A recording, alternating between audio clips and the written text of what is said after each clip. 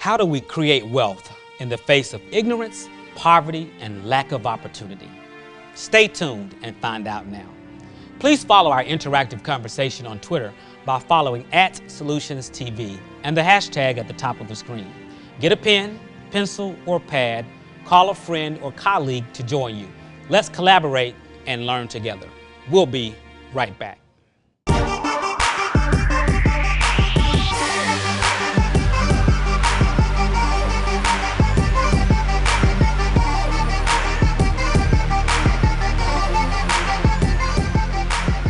Welcome to Solutions, the definitive source for vetted economic dignity, knowledge, and access. Our collaborative journey towards our definitive purpose begins right now. I want to encourage you today and speak prophetically into your life that this painful and necessary shift and intentional change in our lives, families, communities, government, businesses, and churches will be counted toward our manifest destiny. Let's embrace it, learn it, live it, and give it. Be open-minded, complete your due diligence, take action, get results. Joining me today from downtown Atlanta's 200 office, the premier business lounge and accelerator for startups in Atlanta at 200 Peachtree, is Mr. David Kandell. David is the president of Diverse Financial. His expertise is in estate planning and wealth management. David has previously served as the president of Hollywood Records, a Walt Disney company, and served as president of Packard Bell, of which he sold to NEC in a multi-billion-dollar transaction. David, welcome. Thank you, Bishop. Good. It's good to have you. Thank you very much. Good to be here. Absolutely. So we're dealing with a lack of knowledge. We're dealing with poverty.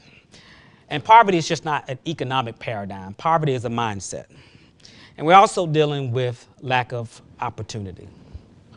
Before we jump in, though, I want the audience to know more about who you are and why you're qualified to have this conversation. So tell us a little bit about your journey. In my mind, why I'm qualified. Absolutely. Well, let's see. Starting out after college as an entrepreneur, opened up my first stereo store in New York, and then by the time I was 30, I think I had about 12 of them.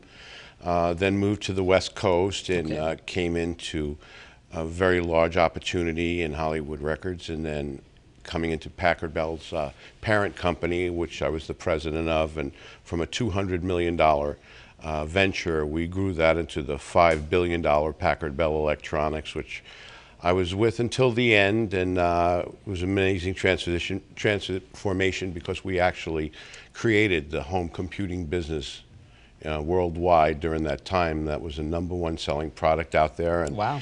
Did a lot, and it was tremendous growth for myself personally and for our company, and learned a lot of good things and a lot of things I won't do again. And since then, I've been in the wealth management business and licensed in insurance and wealth management, and we build and protect wealth, and we do it from a very strategic standpoint, and have great results, a number of offices, and just some fabulous clients that we feel very proud about. So I guess that's the story. Very, very good. You're sticking with that story. That's the best story I got. very, very good. Well, very simple question. What is wealth? Well, I guess clinically, by definition, it's an abundance of properties and or assets. I think wealth is a lot to do with mindset, and wealth to a person who only needs $100 is getting the $100. Wealth to a person who needs $2 million is a whole different story. So it has a lot to do with spirit as well, and what you're looking for as an individual in your family and in your comfort zone and your core values. So from the financial aspect, you may have wealth on paper, but you might not have any personal wealth. And I think if you don't have a balance... Balance is the key. You got to have happiness somewhere, and you got to have some really good balance to achieve that happiness. Very good. So in this economic climate that we're in, and we can talk a little bit about that, but well, let's do that first. Okay. You know, give me the honest. You know, I'm not looking for the smoke and mirrors. You know, where's this economy? You know, where are we headed? Or you know, how should we be prepared for whatever is coming? I really wish I had the answer to that question, because clients ask me that in and out daily. I could tell you what I know, and what I know is that this unfortunate downsizing of our economy and lack of jobs and lack of cash and purchases and real estate in trouble has not just happened in the last 2 years. We've been headed in this direction probably for 10 years.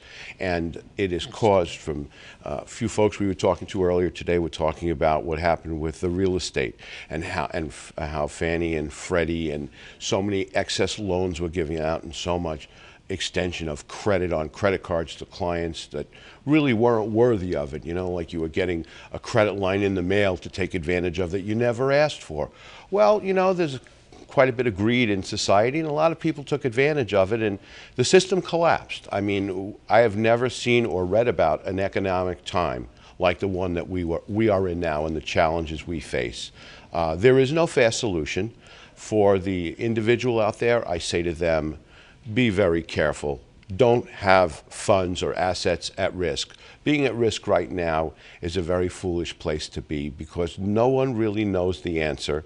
And if you're in a if your retirement funds are in any way at risk, I would highly recommend that you go into things that are more secure, where you have less chance of those funds being diminished.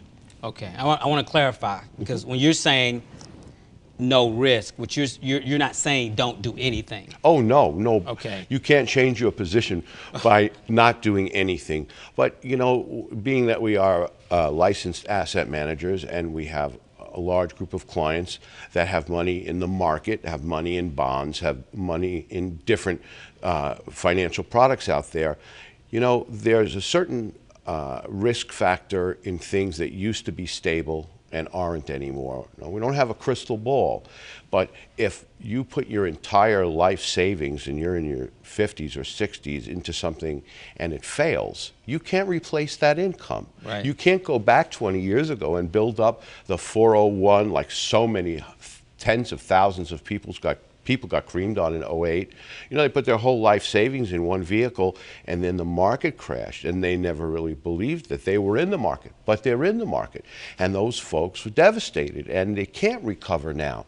So we have to learn from history, we have to learn from what has happened. There are plenty of products, safe products, whether they're insurance company products or whether they're other investment opportunities, where you're not going to get feed to death, so to speak, and pay a tremendous amount of commissions, and you have a good opportunity without risk to earn a certain amount, so at least you could try to regain whatever you've lost.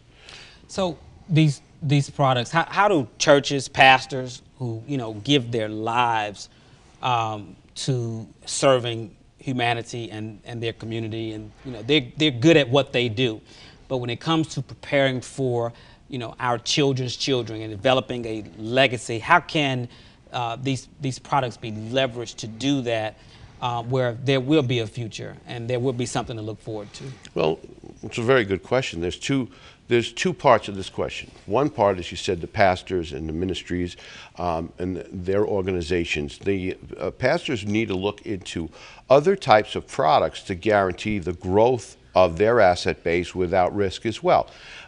Do they have sizable life insurance policies where they are acting as a key man, that the pastor or the bishop, if he were to pass, where his congregation would still have funds coming into it, so it wouldn't. Define key man, because I want to. Well, key man is almost like the president of the company, or the executive, main guy, the main guy. Okay. Sure, the person who kind of owns the congregation. Have we provided anything for the continuance of his congregation, besides to his family? I mean, lifestyle continuation, which most people don't like to talk about, and I can understand why. The word life insurance has never been a friendly term to anyone out there, because we don't want to deal with, I'm not going to be here anyway. But see, that's a very selfish approach to take, because we all have a responsibility. Pay it forward. Right. We have a responsibility, and whether we're present or not, the life you built with you and your wife, your husband, and your children, you know, do you expect the remaining partner to give all of that up now because you didn't take the right financial responsibility?